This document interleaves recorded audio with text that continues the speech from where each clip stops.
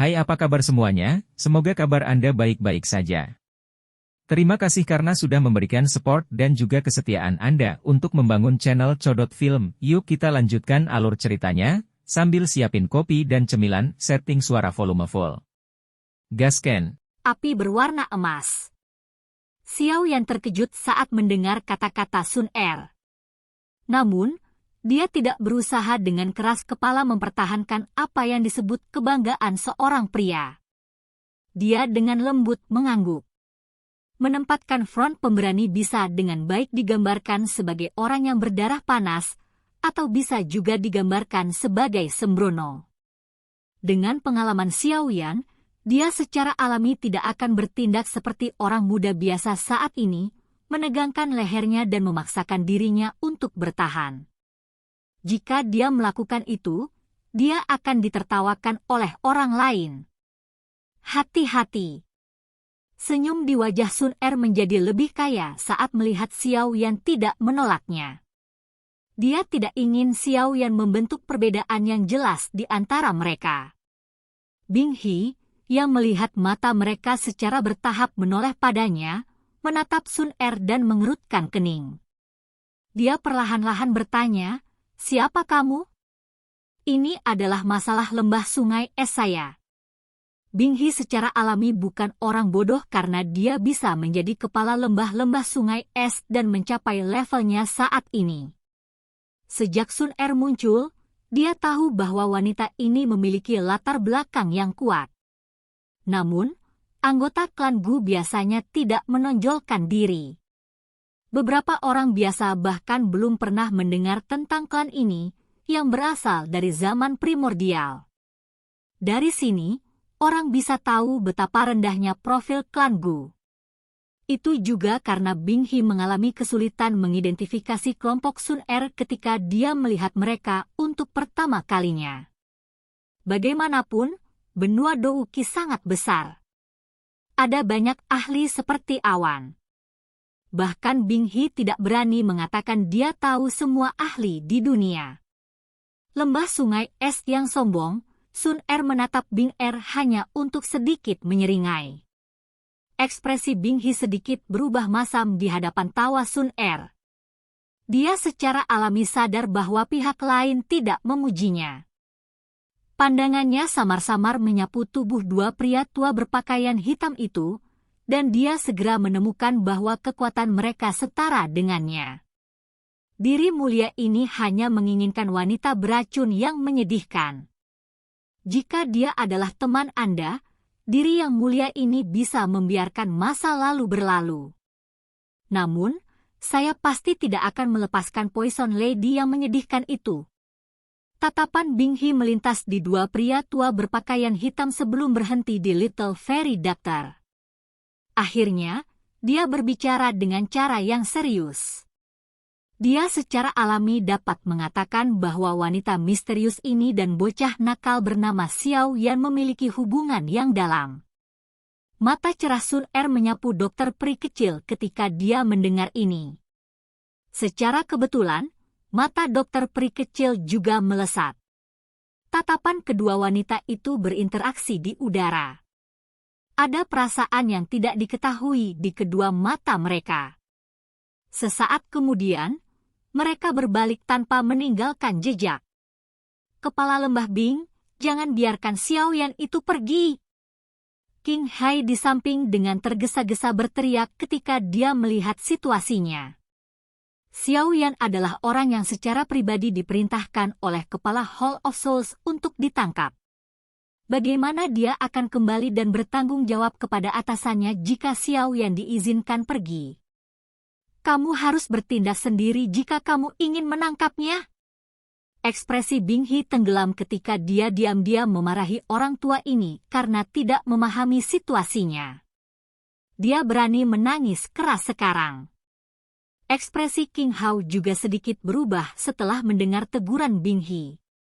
Rasa dingin melintas di matanya. Segera, dia mendengus dingin. Dia adalah penatua terhormat dari Hall of Souls. Meskipun dia sopan kepada Bing He, itu tidak berarti dia harus merendahkan dirinya. kalian berdua tidak perlu berdebat. Anda tidak akan bisa membawa siapapun pergi dari sini. Tangkap orang-orangmu dan tinggalkan kota ini dalam 1 menit dan aku akan mengizinkanmu pergi. Sun Er mengangkat matanya yang cantik dan dengan lemah menginstruksikan keduanya, yang sudah mulai bertengkar di antara mereka sendiri sebelum pertempuran dimulai. Ekspresi Bing He dan King Hai menjadi sedikit jelek ketika mereka mendengar kata-kata Sun Er. Faksi yang mereka wakili bukanlah faksi biasa, terutama Hall of Souls di belakang King Hai. Itu adalah dukungan besar yang memungkinkannya melakukan apapun tanpa merasa takut. Faksi di Central Plains yang dapat menyebabkan Hall of Souls menjadi takut adalah keberadaan yang bisa dihitung dengan jari. Meskipun kedua tetua berwarna hitam itu memiliki efek jera yang hebat, itu masih belum cukup untuk menyebabkan Bing He dan King Hai tersesat hanya karena mereka disuruh. Hehe, nada yang sangat arogan. Sangat jarang menemukan seseorang di Central Plains yang berani mengatakan kata-kata seperti itu kepada Hall of Soulsku. Wajah lansia King Hai menunjukkan ketidaksukaan. Dia tertawa dengan cara yang aneh. Gadis kecil, saya akan menyarankan Anda untuk tidak membiarkan faksi di belakang Anda menyinggung keberadaan yang tidak dapat mereka singgung untuk seorang pria kecil. Kata-kata ini mungkin tampak sedikit mengesankan jika kepala aula dari aula jiwa mengatakannya. Namun, kamu tidak memiliki kualifikasi. Mulut kecil Sun Er terangkat sedikit melengkung. Dia menggelengkan kepalanya dan berbicara dengan setengah tersenyum. Tampaknya hanya ada sedikit keberadaan yang tidak bisa disinggung oleh klan Gu di benua ini. Masih tersisa 30 detik lagi, api berwarna emas tiba-tiba bergerak di dalam mata cerah Sun Er. Ekspresi Bing He dan King Hai tenggelam. Sesaat kemudian, Bing He akhirnya tidak bisa mengendalikan dirinya saat dia tertawa terbahak-bahak. Jika dia berbalik dan pergi dalam keadaan sedih seperti itu, lembah sungai es benar-benar akan kehilangan banyak wajah. Ini adalah pertama kalinya aku, Bing He, bertemu dengan anggota generasi muda yang sombong setelah tinggal di Central Plains ini selama bertahun-tahun. Bing He berderak dengan cara yang gelap dan dingin. Kepingan salju berwarna hitam di antara alisnya berkedip dengan kilau yang tidak biasa. Udara dingin berwarna hitam perlahan melonjak keluar dari tubuhnya. Dengan kepalan tangannya, sepotong es hitam retak saat keluar dari tangannya, berubah menjadi tusukan es hitam yang tidak biasa. Bagian depan tusukan es itu sangat tajam. Seluruh tubuhnya bahkan tertutup pola spiral. Sekilas, itu berisi perasaan yang menyebabkan seluruh tubuh menjadi dingin. Jika seseorang terkena benda ini, kemungkinan lubang darah seukuran kepala akan muncul di tubuh mereka. Sesepuh, wajah Sun Er tidak menunjukkan sedikit pun riak di wajah gerakan Bing He. Matanya hanya menoleh kedua pria tua berpakaian hitam di kejauhan. Kedua tetua berpakaian hitam buru-buru membungkuk dan menangkupkan tangan mereka saat mendengar Sun Er membuka mulutnya. Mereka tersenyum dan berkata, "Nona muda, yakinlah, serahkan pada kita berdua." Pria tua berambut putih, berpakaian hitam, menoleh setelah berbicara.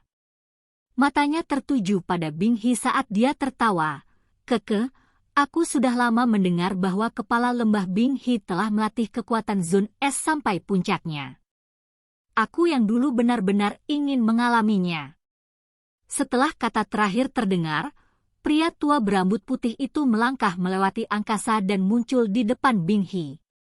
Wajahnya dipenuhi dengan senyum hangat. "Orang tua, karena kamu telah membuat pilihan, serahkan saja keduanya padaku." Orang tua berpakaian hitam lainnya tanpa daya menggelengkan kepalanya sebelum mengalihkan pandangannya ke King Hai dan Tian Xuangzi. Mata Bing He suram saat dia melihat pria tua berambut putih yang tersenyum di depannya. Kepadatan muncul di matanya. Kakinya menginjak udara kosong saat es batu berwarna hitam yang aneh muncul entah dari mana. Setelah itu berubah menjadi selusin tombak panjang yang terbuat dari es hitam yang membelah udara dan bergegas menuju lelaki tua itu dengan kecepatan seperti kilat. Pria tua berambut putih tersenyum melihat ini. Dia mengepalkan tangannya dan douki kuning tua yang kuat melonjak secara eksplosif dari tubuhnya. Itu membentuk dinding lumpur tebal di depannya, menerima tombak panjang yang terbuat dari es hitam di tengah gelombang suara embusan. Nona muda tidak suka menunggu orang. Aku yang dulu akan bergegas dan bertarung denganmu. Kaki pria tua berambut putih itu melangkah di udara kosong. Douki kuning tua menutupi tubuhnya. Itu berubah menjadi naga darat yang tampak ganas, memancarkan gelombang demi gelombang auman. Akhirnya, itu disertai dengan raungan rendah lainnya karena dengan cepat mengguncang udara dan menerkam ke arah Bing He. Bahkan dengan kekuatan Bing He yang hebat, dia tidak punya pilihan selain memperlakukan serangan sengit oleh pria tua berambut putih itu dengan serius. Segera, tusukan es hitam yang aneh tiba-tiba mulai berputar dengan kecepatan tinggi, dan mereka dengan kejam bergegas menuju lelaki tua berambut putih itu. Orang tua berpakaian hitam lainnya melangkah melalui udara kosong sementara pria tua berambut putih menyerang Bing He. Selangkah demi selangkah, dia berjalan menuju Qing Hai dan Tian Xuangzi. Tian Xuangzi, kita berdua harus bergandengan tangan dan menguji orang ini. Apa yang kamu katakan? Ekspresi Qing Hai menjadi lebih suram saat dia menyaksikan sesepuh berpakaian hitam itu perlahan mendekat dengan setiap langkah. Akhirnya, dia mengucapkan kata-kata ini ke samping Tian Xuangzi dengan suara yang dalam. Tian Xuangzi melirik pertempuran sengit antara pria tua berambut putih dan Bing He yang telah bentrok bersama. Setelah itu, dia mengangguk. Situasi saat ini bukanlah situasi yang optimis. Selain itu, ada dua elit Douzhuns lainnya yang belum bergabung dalam pertarungan. Wanita misterius berwarna hijau itu tidak tampak biasa. Aku hanya bisa keluar semua. Tian Xuangzi mengatupkan giginya. Bing He belum memberi perintah untuk mundur. Secara alami, dia tidak berani melarikan diri sendirian. Karenanya, yang bisa dia lakukan hanyalah bertarung. Ganda, serang dan bunuh Xiao Yan. Ekspresi Qing Hai dingin saat dia meneriakkan perintah kepada beberapa ahli dari Aula Jiwa. Kelompok ganda, yang tetap berada di langit, terkejut ketika mendengar perintahnya. Tiba-tiba, wajah mereka tersenyum pahit. Saat ini, ada dua elit Douzhuns di sisi Xiao Yan. Apakah mereka tidak akan menyerahkan diri sampai mati jika mereka melangkah maju? Meskipun mereka berpikir seperti ini di dalam hati mereka, tidak ada dari mereka yang berani melanggar perintah Qing Hai. Mereka hanya bisa dengan cepat menenangkan pikiran mereka. Dengan lambaian tangan, mereka semua bergegas ke tempat Xiao Yan dan Sun Er berada. Semua sesepuh lembah sungai es, dengarkan. Membantu Hall of Souls. Serang dan tangkap Xiao Yan. Teriakan dingin Tian Xuangzi terdengar. Sesepuh lembah sungai es di langit saling berhadapan ketika mereka mendengar ini. Yang bisa mereka lakukan hanyalah menegakkan kepala dan bergegas keluar. Qing Hai hanya mengangguk setelah melihat mereka bergerak. Matanya yang gelap dan dingin tiba-tiba beralih ke pria tua berpakaian hitam yang sudah tiba di depannya. Tatapannya bersilangan dengan Tian Xuangzi, dan dia tertawa terbahak-bahak. Mehti Douki melonjak keluar dari tubuhnya. Dengan suara, sos, keduanya menyebar. Setelah itu, mereka menggerakkan tubuh mereka dan dengan ganas menyerang pria berpakaian hitam itu dari depan dan belakang. Sementara dua pertempuran besar ini meletus, kelompok ganda secara bertahap membentuk bentuk kipas dan menyebar terpisah. Mereka mengepung Xiao Yan dan Sun Er. Tidak ada yang berani mendekati dokter peri kecil atau Tian Huo Zunze di belakang pasangan ini. Namun, keduanya juga tidak melakukan apapun. Mereka jelas mengerti bahwa wanita misterius berpakaian hijau ini tidak biasa. Mata Xiao Yan menyapu sekelilingnya. Dia sedikit merajut alisnya. Ahli dari aula jiwa yang disebut ganda itu tidak lebih lemah dari pelindung Wu. Secara alami ada sedikit kebutuhan untuk merasa khawatir jika orang ini sendirian. Namun, saat ini ada banyak ahli. Bahkan seorang ahli biasa di puncak kelas Douzong tidak akan bisa bertahan. Saat Xiao Yan ragu-ragu apakah dia harus turun tangan atau tidak, Sun Er dengan anggun menggeser kakinya. Dia perlahan mengambil langkah ke depan dan sedikit meringkuk. Api seperti cairan berwarna keemasan tiba-tiba melengkung dan naik. Ekspresi Xiao Yan berubah ketika nyala emas ini muncul karena ada pemberontakan api surgawi di tubuhnya saat ini. Ini juga api surgawi. Mata Xiao Yan menatap tajam ke arah api misterius berwarna emas di tangan Sun Er. Ekspresi terperangah perlahan melonjak ke matanya. Silahkan pergi ke. Oke guys, jangan lupa like, comment, share, and subscribe di channel Codot Film. See you next video. Peace out and bye-bye.